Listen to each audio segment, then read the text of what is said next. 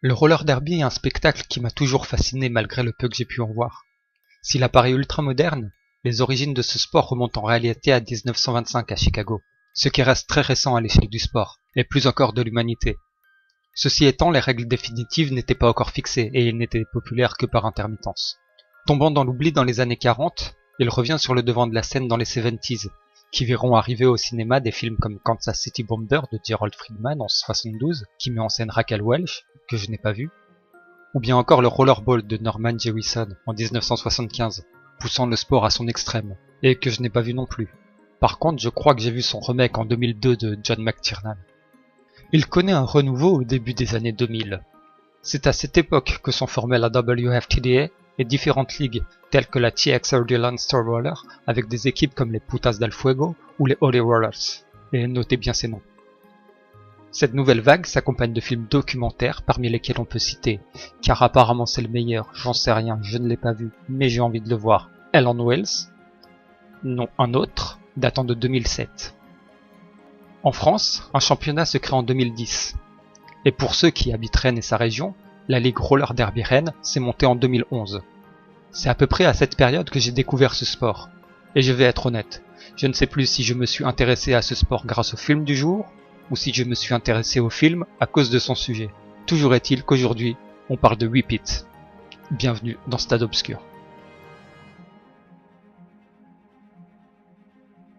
Whip It, qui s'appelle Bliss en français, du nom de l'héroïne, et qui permet un autre sens vu que cela signifie bonheur, allégresse, béatitude, est une comédie sportive de 2009 de Drew Barrymore, dont c'est le premier long métrage en tant que réalisatrice. Et je ne vous ferai pas l'affront de vous refaire sa filmographie en tant qu'actrice, mais si je devais citer quelques films, je dirais Poison Ivy, Never Been Kissed et Donnie Darko. Le scénario est de Shona Cross, qui adapte son propre livre, nommé Whip It dans le générique du film, et Derby Girl sur Wikipédia, qui raconte son aventure en tant que professionnelle de roller derby sous le nom de Maggie Mayhem. Et là encore, notez bien ce nom car ça peut avoir son importance. Le film nous présente Bliss Cavendar, fille de Brooke Cavendar, ex-gagnante de concours de beauté, qui va l'entraîner dans cet univers dans lequel Bliss ne se sent pas à l'aise. Au cours d'une sortie shopping, son chemin va croiser celui de patineuse professionnelle et ce sera un choc. À tel point qu'elle mentira à ses parents, d'abord pour aller voir un match, puis pour s'entraîner avec ses nouvelles amies, après avoir discuté avec l'une des participantes, qui droppera la tagline du film, qui est également la réplique la plus importante du film. Enfile des rollers et deviens ta propre héroïne. Parmi les actrices peuplant ce métrage, on retrouvera donc autour d'Ellen Page dans le rôle principal, Alia Shawkat dans celui de Paige, sa meilleure amie, Marcia Gay Harden incarnant sa mère, Juliette Lewis, Iron Maven, sa rivale, et Kristen Wiig, l'une de ses partenaires, devenant par moments sa mère de substitution, personnage très important pour l'avancée de l'histoire. D'ailleurs, son nom de combat n'est autre que Maggie Mayhem, évidemment. Le tout accompagné par encore beaucoup de personnages secondaires, qui malgré leur distance par rapport à l'histoire, restent très bien développés. Si j'ai présenté chaque personnage par rapport à sa relation avec Bliss, c'est car il s'agit là d'un des thèmes principaux abordés, les relations que l'on entretient avec ses proches, et l'ambivalence de celle-ci. En effet, on verra qu'il existe un conflit par rapport à sa mère, et que dans cette même relation, il y a également énormément de respect, et qu'il s'agit d'un de ses rôles modèles. Quand on y regarde de plus près, toutes les relations d'opposition qu'entretient Bliss sont également des relations de respect. Iron Maven en est un bon exemple, car elle devient en quelque sorte sa némésis, mais lui reconnaît son talent, et cela vaut dans les deux sens. Au-delà de ça, le film peut se voir, et très clairement se voit, comme une quête initiatique, dans laquelle, afin de devenir soi-même, il faut parfois devenir quelqu'un d'autre.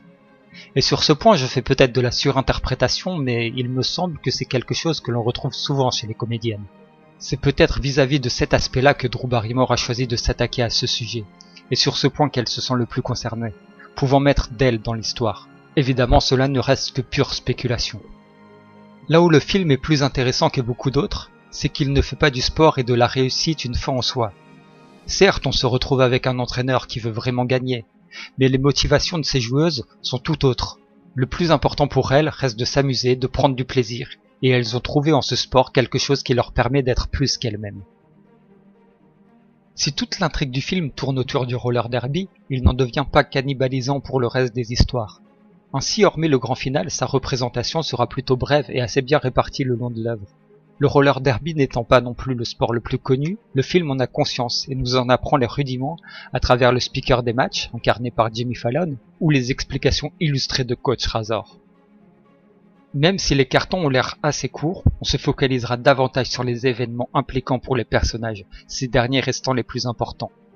Les matchs permettent à la fois de mettre une certaine tension dans les scènes, mais également d'insuffler une bonne dose d'énergie au métrage. Le tout servi par une bande son rythmée et appropriée, la musique ayant également une grande importance au fil de l'œuvre. Seul bémol peut-être à ceci No Surprises de Radiohead, que j'ai l'impression d'avoir trop entendu dans trop de films. En fin de compte, on a affaire là à un film parfois déjanté, parfois émouvant, et qui nous fait passer un bon message sur l'envie, le dépassement et l'acceptation de soi. Je ne l'avais pas revu depuis au moins 5 ans et c'est comme s'il m'avait remis un bon coup de boost encore plus puissant qu'à l'époque. En revanche, je l'ai vu en VF pour cette chronique, et les noms de combats sont beaucoup mieux en version originale.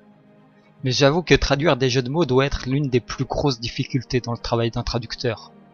Et finalement, est-ce que cela enlève quelque chose à l'histoire? Non, rien du tout, alors bon.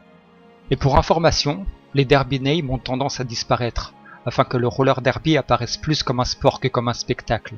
Ce que les gens, moi en premier, sans référer à l'intro, ont plus tendance à retenir. Le film est en tout cas à conseiller à tout le monde. Si vous ne l'avez pas vu, voyez-le prochainement. Vous ne sauriez être déçus.